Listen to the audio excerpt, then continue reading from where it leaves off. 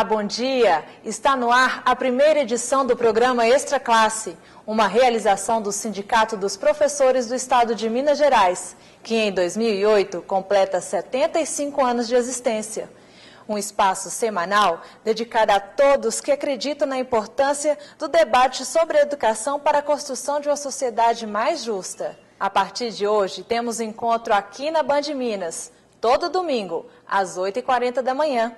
Veja os destaques da edição número 1 do programa Extra Classe. Campanha Nacional quer a regulamentação do ensino privado e questiona a venda de ações de escolas na Bolsa de Valores. Ato na Praça 7 defende a redução da jornada de trabalho e presta homenagem às mulheres.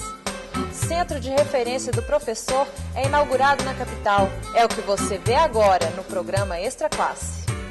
Nos últimos anos, o número de faculdades particulares no país cresceu de 711 para 2.400.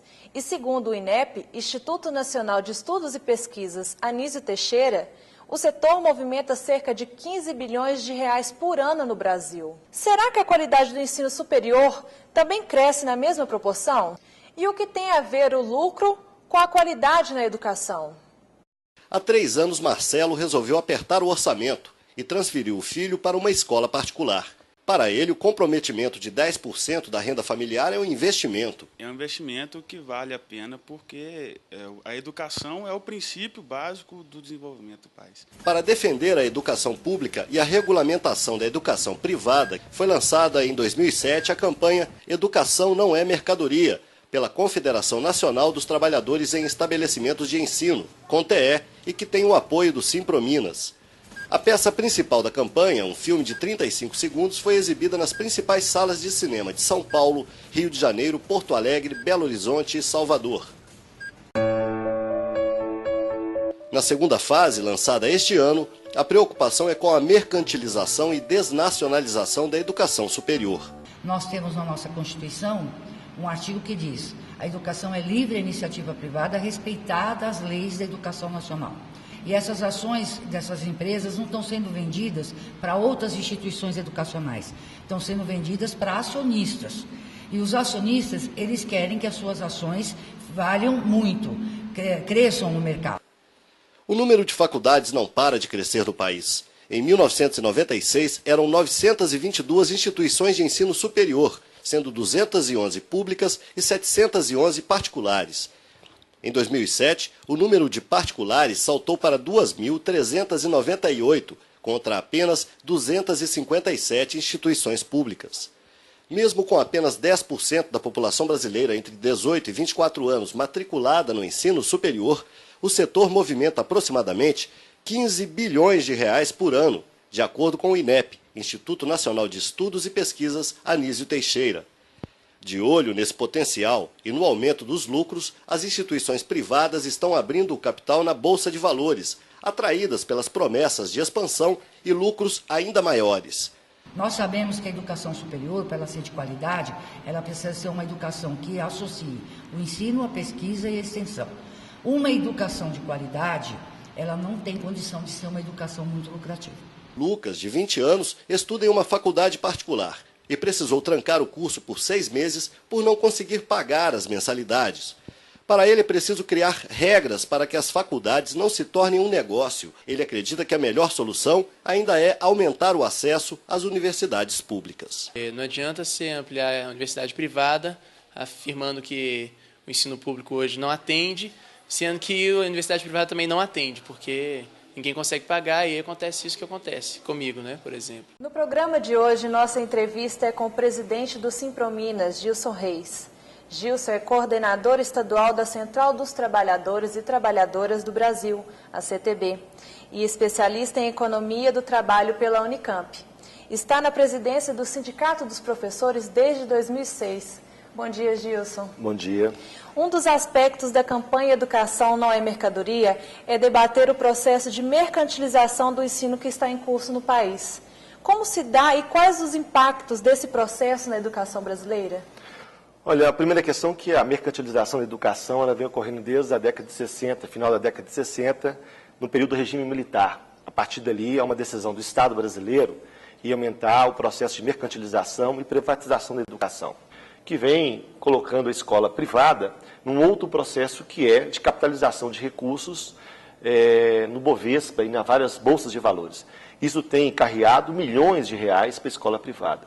Terceiro, é a política do governo federal, dos governos estaduais, que vem no sentido de colocar volumes cada vez maiores de recursos, que seriam recursos públicos para a iniciativa privada. Desde financiamento do FIES, passando pelo ProUni, por incentivos fiscais de várias naturezas, onde o governo vem proporcionando à escola privada um montante de dinheiro cada vez maior. O que o Estado brasileiro poderia propor para regulamentar o setor privado de ensino? Olha, a primeira questão que nós temos que levantar é que a educação ela precisa ser regulamentada. No Brasil, qualquer atividade econômica ela é devidamente regulamentada. E podemos dizer que a regulamentação do ensino privado ele é muito precária. Então, nós temos vários elementos que poderiam nortear esse debate. Primeiro, nós temos um sistema nacional de educação, um sistema estadual de educação, um sistema municipal de educação, que seja a partir de uma concepção de Estado. Segundo, é preciso dar condições de trabalho nas escolas, ou seja, é preciso de laboratório, é preciso de equipamentos para poder acompanhar as novas tecnologias, é preciso que a escola esteja aparelhada para poder dar as condições de trabalho ao professor. Terceiro, o problema da democratização. As escolas privadas não têm o espaço democrático. É preciso que os professores, que os alunos, que a comunidade possam interagir dentro da escola e que possam criar os seus espaços em departamentos, em estruturas que possam garantir uma democratização no interior da escola. Diante dos dados sobre a expansão do ensino superior privado, como você analisa a divulgação pela imprensa mineira do aumento do número de alunos que abandonam as faculdades? Olha, nunca houve tanta notícia de escolas privadas no último período. Existe uma expansão extraordinária no setor privado de ensino, fundamentalmente no ensino superior. Os dados são cada vez maiores, ou seja, cada vez mais a escola vai expandindo.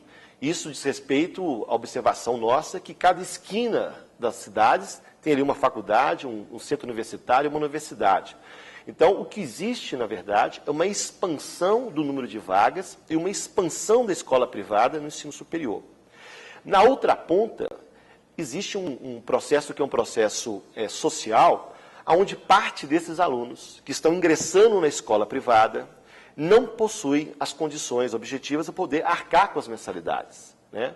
Porque são alunos da classe D, da classe E, que a partir de uma propaganda dizendo que é preciso ir para a universidade, é preciso qualificar para poder ocupar o mercado de trabalho, essas pessoas são atraídas para essa escola. Penso que a discussão da classe D, da classe E e da própria situação do conjunto da educação mereceria, por parte de nós, uma reflexão, porque o espaço privado deveria ser um espaço de opção e não um espaço único de decisão que o aluno teria para poder ingressar na universidade. Ok. No próximo bloco, você acompanha a segunda parte da entrevista com o Gilson Reis, presidente do Simprominas. Voltamos depois do intervalo.